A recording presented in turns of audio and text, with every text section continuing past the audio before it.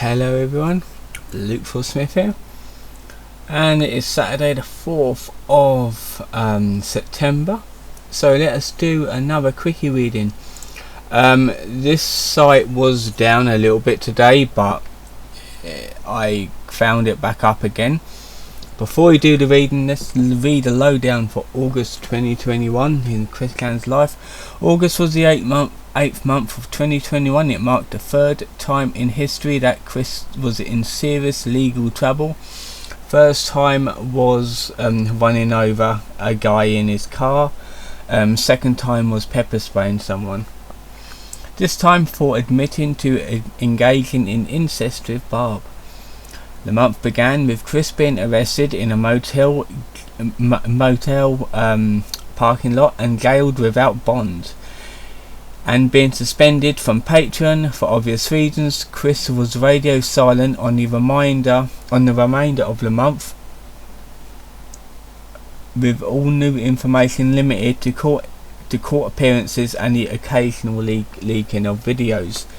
So highlights was on the 1st of August, Chris arrested Chris at his temporary residence at the Regency in Richmond on suspicion of incest. Live streamers such as Ethan Ralph captured his arrest while Chris asserted full confidence in the dimensional merge happening. On the 2nd, Chris was charged with incest and is transferred from Henrico County Jail to Central Virginia Regional Jail. Police warned that Chris may face additional charges from the allegations. Patreon suspends Chris in response to the incest allegations, and Twitter user Grab50Yen describes how he and Linda de-escalated Chris's mental health breakdown at Too Many Games convention in 2018, confirming that Chris did not soil himself during the incident.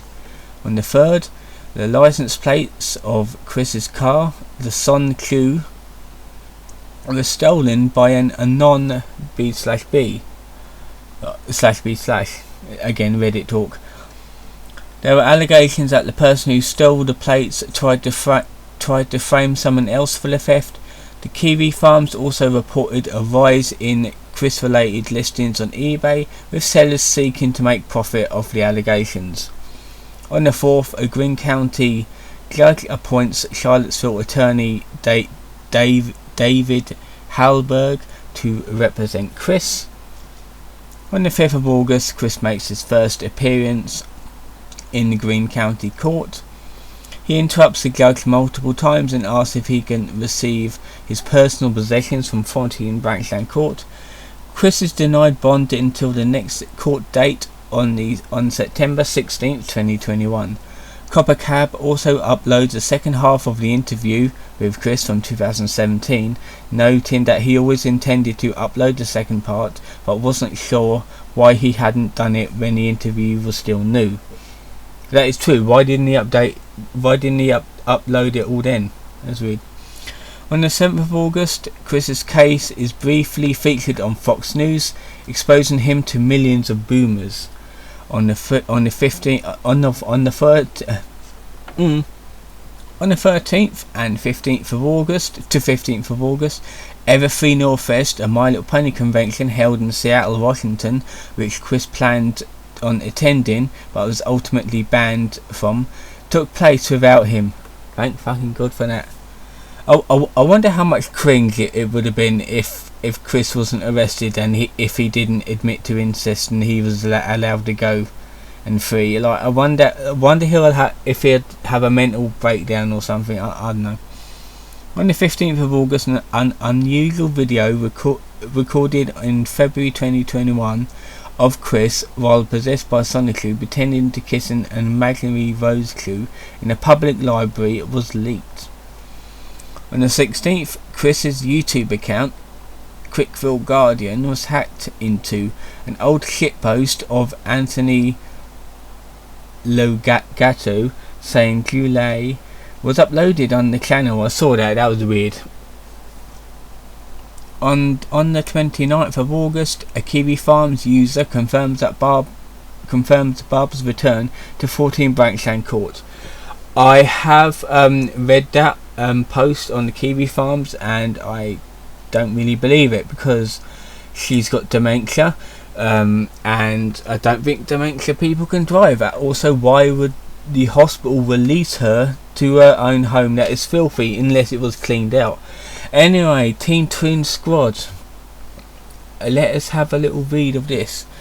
No matter how many times I die, someone somewhere will pick up where I left off, and that was Joshua Rice doing the bad beginning. I know Lucas, Devil and Ava were trolling me as well, and that turned out good as well. And that was Chris. The Team Troon squad, I'm just kept my recording. Yep. Okay, yeah, that's fine. The Team Troon squad were a group of trolls in Charlottesville who began manipulating Chris towards the end of 2018.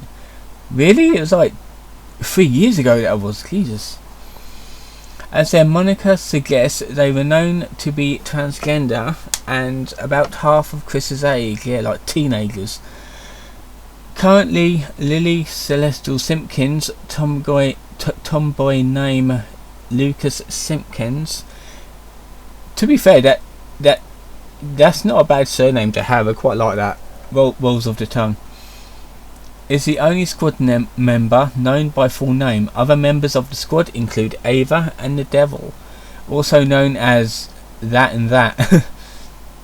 Little is known about these two members except the latter helped Lily get her foot in the door by buying Chris's illicit goods.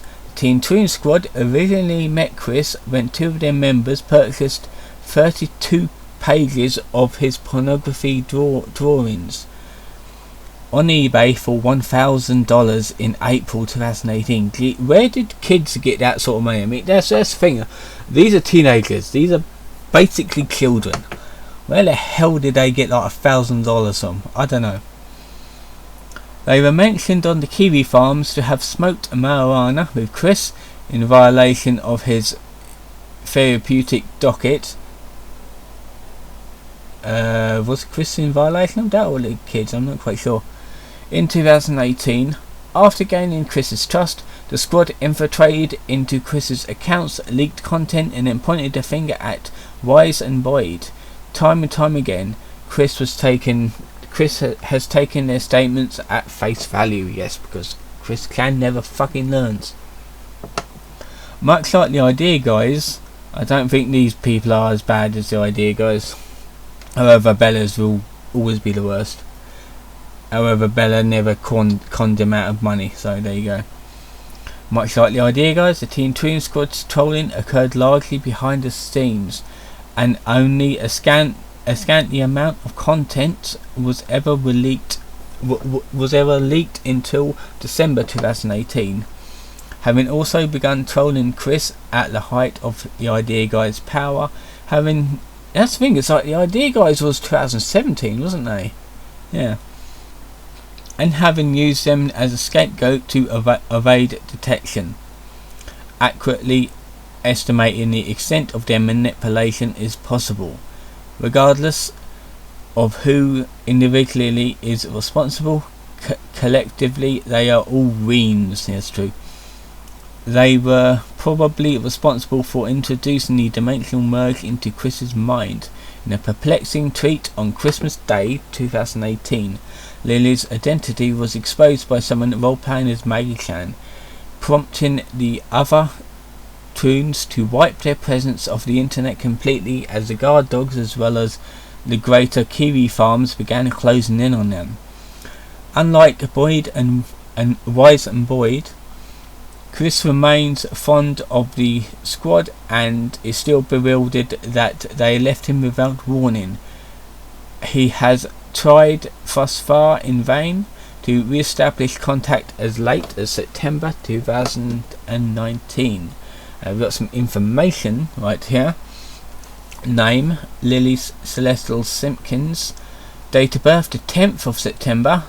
Oh, 21. Okay, I think it's 21, like today. So really they were teenagers back in 2018 really. Also known as Lucas Simpkins or Simpson, FFE member Lucas, and that kid 910. Gender female, nationality American. Trolling. Also you got like I'm not going to enlarge some of the images, so some of it's like pornographic, and I'm pretty sure I'll get away with like not showing them. So trolling, honestly I wouldn't advise it. He smells like cat piss and told us he wanted to fuck his mum. Oh boy, that was fucking true in the end, wasn't it? 0 out of 10, would never do it again. He made me into a part of Sonichu and it was awful. Lily on why you shouldn't spend hours upon hours interacting with Chris in person. See also Chris 15 Screen Squad. On the 24th of April 2018, Chris posted a eBay listing of 32 porn drawings he had produced over the years, including the infamous "She Came for Quick" JPEG. Though the listing was quickly pulled within a few hours for violating eBay's terms of service, Lily expressed interest in buying the art on Twitter. Apparently she had gotten the money by taking it from her mother's boyfriend. Ah, so it wasn't her money, okay. She wrote, "At Quicksonichu, I'm willing to pay the $1,000 for the drawings. Please repost them on eBay or Etsy so I can." Chris complied, quietly relisting the drawings under the Incargo title "Arts for Lucas." The purchase would be set up for the entire Team 2 Squad saga. So this is what started it all with them. Since the squad lives in the same area of Chris, on the 27th of April 2018 they arranged for Chris to deliver the pornography they had purchased to Lily's house. This would be the first of many visits, as the squad would productively invite Chris over without their parents' knowledge. These visits were evidenced by numerous archived social media posts, as well as the video leaked of Chris acting delusional, probably while high on marijuana, at Lily's house. What exactly occurred at these meetings is unknown, but with all the information released it seems to imply that they primarily consisted of role playing. For example, Chris with Team Troon Squad. In Chris with Team Troon Squad, she points to the air, states "I love you, Chriselle," and pretends to make out with her. When asked by a Twitter user about Chris's behaviour in person, Lily described him as somewhat rapey, stating that she had no personal space whatsoever. Yeah, that's the thing. Do not invite Chris Clan to your house, because it'll end up bad.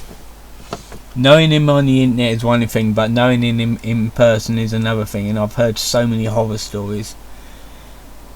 He would kiss on us, hug us, rub on us. That is rapey.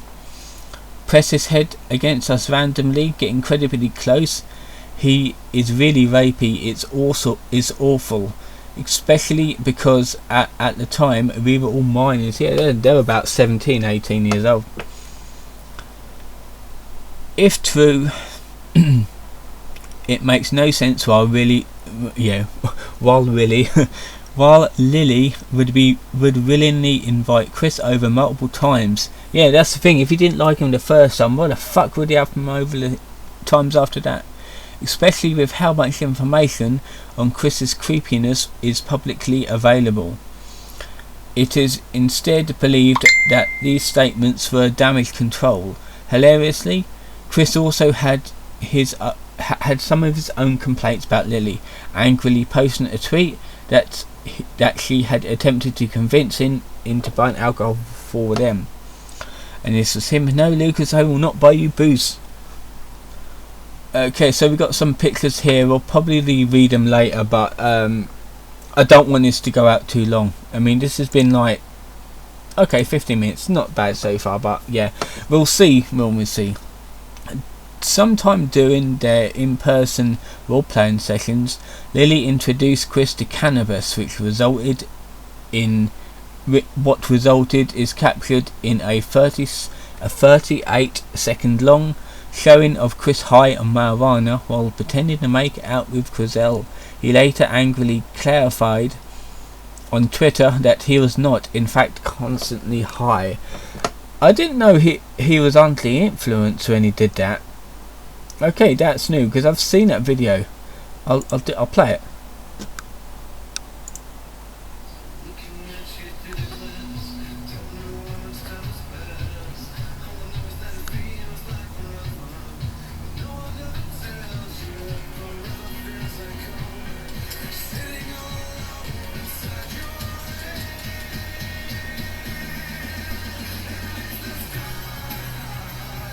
I love you, Chriselle.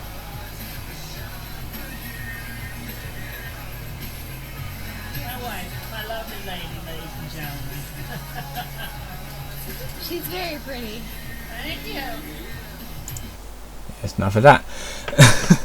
Yeah, I've seen that one. I just wanted to put you lot through it. Meanwhile, Chris Clown's Twitter account was hacked by several times throughout 2018 by an unknown individual claiming to be associated with the Idea Guys. It seems more likely, however, that they were being posted by Lily, given they occurred long after the Idea Guys were taken out of power. The leak would include footage that Lily herself later leaked onto the cow / involving making her involvement all the more likely. Regardless of who actually leaked the videos, Chris himself believed it was the work of Boyd and Weiss, subsequently calling them out by name in a tweet afterwards. The first leak from November 11th, 2018 was a clip can't speak now. Was a clip from his now infamous second rendition of All Star video in which he sings while mass debating. The tweet read, "This is how Chris plays tribute to his lovers, the guy in the bluegrass state. It is this is an obvious allusion to the to the Idea Guys, as Boyd is set to live in a bluegrass state area in Kentucky." I never heard of that area before. Mind you, I've never been to America before, so what the fuck would I know? The full video wouldn't be released, however, until December 30th, 2018.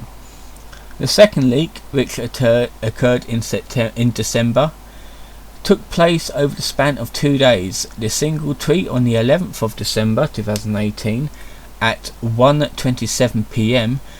releasing Tour of Chris's House Part 3 was posted with a troll written description asking for $500 before being quickly deleted. The Kiwi Farms quickly noted that based off the calendar seen in the video, it had been filmed in March 2018 when the Idea Guys were still in control. Okay, so it's like they was like in control but at the end of 2017 and a little bit into 2018. Yeah, I should know because I did the reading on that. The second half occurred on the 12th of December, this time in the form of a 3-part tweet chain. 2 of the videos in the thread had already been released, one from the bad beginning of Chris apologising to Gwen, and another of Barb stiffly dancing for the camera. Stiffly dancing. The only unseen video from the chain was a clip of Chris slapping himself to tears, as described by Null in July. Regardless of who actually leaked it, Chris himself believed it was the work of Boyd and Weiss, subsequently calling them out by name in a tweet afterwards. Unraveling. On the 25th of December, Christmas Day 2018, Someone posing as Maggie Chan posted a tweet linking to a since taken down pastebin, now referred to as the Teen Toon Squad reveals themselves. This pastebin elaborately doxes Lucas, revealing her real name, home address and supposed phone number. The author then lists some details regarding the dimensional merge, since revoked by Chris, before expanding on what the Teen Toon Squad had been doing. The group has been spending a lot of time opening their minds by role-playing and smoking weed with cool people like Christine. Naturally, when the link was first released, there was much speculation on who had actually written the tweet. The author claimed to be Lily herself, stating, I currently have Lucas, my host's body, in a trance, so they won't remember typing this out. However, too many read this thread.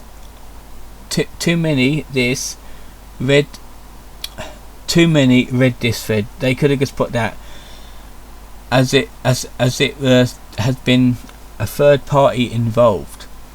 Ultimately, it was determined that it has to be done by someone Chris trusted with his password, significantly narrowing down the suspect pool.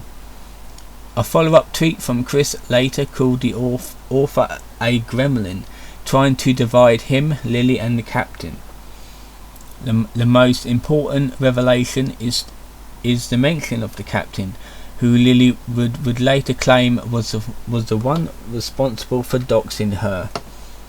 In the last few days of 2018, Lily responded to her dox by leaking content to 8chan's Cow board, hoping to appease the onlooking trolls, who did not look favourably on this kind of behaviour. While normally these posting to the site would be protected under the guise of anonymity, Lily stated plainly who she was, even linking to her personal Twitter account.